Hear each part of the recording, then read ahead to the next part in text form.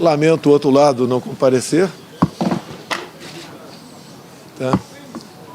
Eu vou ficar exposto a perguntas, espero poder corresponder à altura. Temos muito o que falar, mostrar o que o governo fez, como atendeu a todos. O outro lado se esconde, cria um fake news. Paulo Guedes acabou de declarar, como eu também. Teremos aumento real do salário mínimo no ano que vem. Teremos aumento real para os aposentados e também para os servidores públicos. Se a esquerda não se apoiar em mentiras, o que eles têm a apresentar? Nada, né? Ou melhor, tem que esconder muita coisa. A gente espera que a entrevista transcorra aí a contento, que a gente possa mostrar à população tudo que foi feito ao longo desses 3 anos e 10 meses, com pandemia, com crise hidrológica, com guerra lá fora, e também o que está em andamento e que pretendemos apresentar para o próximo ano, caso reeleito, depois de arrumarmos a economia e atravessarmos momentos muito difíceis que tivemos de 2020 a 2021. Presidente, como o senhor avalia essa decisão do TSE de ontem de aumentar a relação de conteúdo de notícias falsas das redes sociais? Olha, a imprensa sempre dizia que eu iria mergulhar o país no regime de exceção. E vocês notam agora que, longe disso, há 2 anos eu tenho falado que a liberdade é uma coisa muito cara para nós. Há 2 anos, Deus, pátria, família e liberdade. Agora, parte da imprensa já começa a sentir o reflexo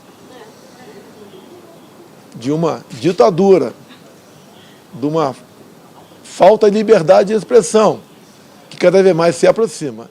E olha que a gente não precisa de leis para falar em liberdade de expressão. O próprio artigo 220 da Constituição, diferente de outros artigos que falam na forma da lei, fala exatamente o contrário, que nenhuma lei pode ser feita de forma infraconstitucional para tolher a liberdade de expressão.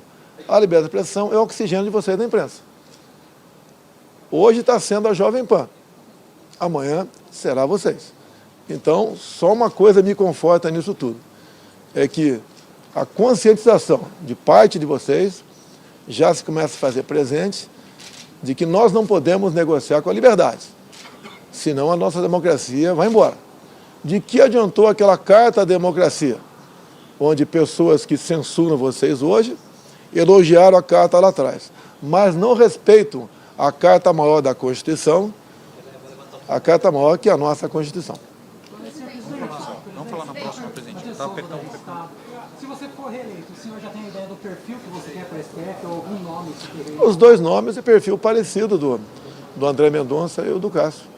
Eu não vou citar nomes, né? Eu sempre falo, são pessoas que preservam valores como eu. Jamais você indicaria para lá um abortista, por exemplo, né? Ou alguém que seja favorável à ideologia de gênero ou liberação de drogas, como existe vários ministros, alguns, com esse perfil dentro do Supremo. E também pela liberdade do comércio, né? E pela liberdade de vocês. Respeitar a Constituição. Vocês se lembram que quando, por ocasião da transição, ou nos primeiros dias que eu estava na presidência, alguém me deu um exemplar da Constituição. E vocês fizeram a matéria a esse respeito. Eu acho que aquele exemplar tinha que ter ficado com outra autoridade, não comigo. Eu sempre respeitei a Constituição, desde sempre, né? Em especial quando assumimos a presidência da República. Da minha parte, liberdade é uma coisa inegociável.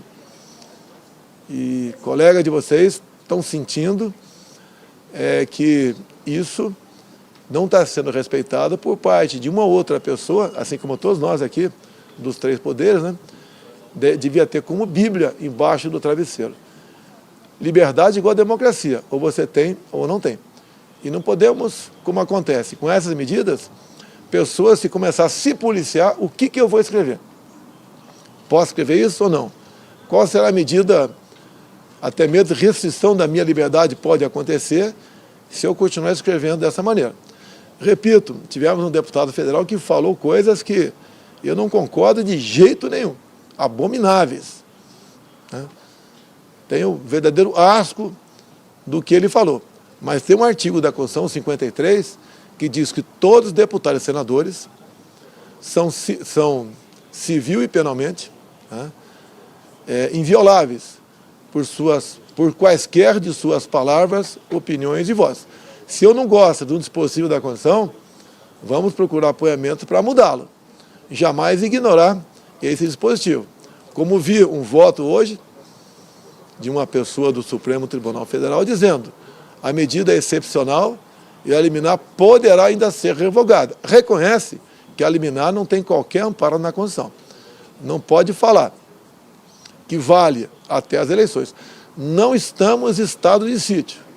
Até mesmo em estado de sítio, que eu posso pedir a decretação via Parlamento brasileiro, e se o Parlamento me der o direito de fazer valer o decreto de sítio, essas medidas, por exemplo, não seriam aceitas. E qualquer abuso da minha parte, eu seria responsabilizado lá na frente. Não pode, agora, uma pessoa ou outra, de forma monocrática, caçar a liberdade de expressão do povo, né? E muito menos de vocês. Agora o presidente Jair Bolsonaro segue aqui e vai conversar com os demais veículos cadastrados aqui para essa cobertura. Vamos acompanhar mais um momento, Rosiane. Hoje a imprensa, amanhã pode ser a população. Olha, você deve se lembrar que há 2 anos eu venho falando de liberdade, como quase que pregando no deserto. E eu já sabia que isso estava em curso no Brasil. Certas coisas não acontecem de uma hora para outra, aos poucos. Chegou agora na imprensa brasileira.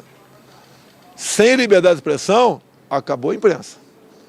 E eu, por mais que vocês tenham me criticado, né, eu sempre defendi a liberdade de vocês. Eles esperavam, ou muitos até de vocês esperavam, esse comportamento de censura vir da minha parte. Da minha parte nunca houve uma palavra, não tem um ato meu para cercear a liberdade de quem quer que seja. E sempre digo, se alguém se sentir ofendido, que vá à justiça, calúnia, difamação, e não onde um tribunal, que vamos assim dizer, não é a parte principal, né, dos 3 poderes, tomar adesão como essa, eu acho que, com todo respeito, é um deboche para com vocês de toda a imprensa. Eu já venho falando isso há pelo menos 2 anos. E realmente é lamentável. O Brasil ainda é um país democrático. No que depender de mim, continuar sendo. Digo a vocês, em havendo uma reeleição, eu tenho vontade de publicar decretos com cópias de artigos da Constituição, sem mexer uma vírgula. E dizer que quem agir em desproporcionalidade está abusando de autoridade. Ninguém pode abusar de autoridade. Outro dia eu liguei para a defesa, um assunto reservado, e falei: Paulo Sérgio, eu não mando no Brasil, você não manda na defesa e tal pessoa não manda naquele órgão. Então vamos resolver esse assunto. E resolvemos um assunto. Todos nós temos limites. Ninguém aqui é ditador, ninguém pode fazer valer a sua vontade, não interessa o motivo. Agora, cada vez mais, nós vemos poucas pessoas no Brasil entrar em coisas tão sagradas para todos nós. Com todo respeito, a liberdade não é só para a imprensa, não. É para qualquer um do povo. Presidente, o senhor falou, o ex-presidente Lula falou que o senhor pretende desindexar o salário mínimo caso seja eleito, e o senhor hoje falou que, caso seja eleito, concederá um reajuste acima da inflação. Já há previsão orçamentária e de onde virão os recursos? Bem, o governo Lula e Dilma afundaram o Brasil. 2015, 2016, tivemos recessão. 3 milhões de empregos perdidos. A corrupção se fez valer em tudo quanto é lugar. Inclusive nos fundos de pensão. Quando se fala em aposentadoria, vamos falar em aposentadoria de servidores, né, da Caixa, dos Correios, né, e da própria Petrobras. O rombo ali chegou na casa dos 40 bilhões de reais.